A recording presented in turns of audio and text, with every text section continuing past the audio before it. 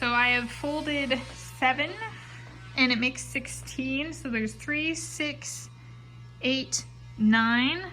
Here's the filling. This is from the Nosh. It's a Jewish Russian cabbage piroshky recipe from the Nosher website. And I'm Tanis Coralee Leonhardi, she, her, hers of Seattle. This is for my Sacred Saturday nommage, snackage. So here we go. We got this.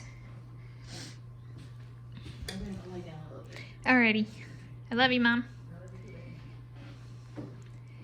And then see if I can do this one-handed. This is folding one of the 9 remaining piroshky.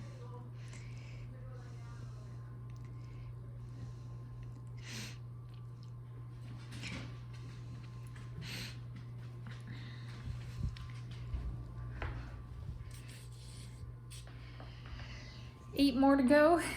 If I have remainder on the filling, I'll put it in a Tupperware and save it. And then after this, I rises again and then it cooks. So I'm having fun.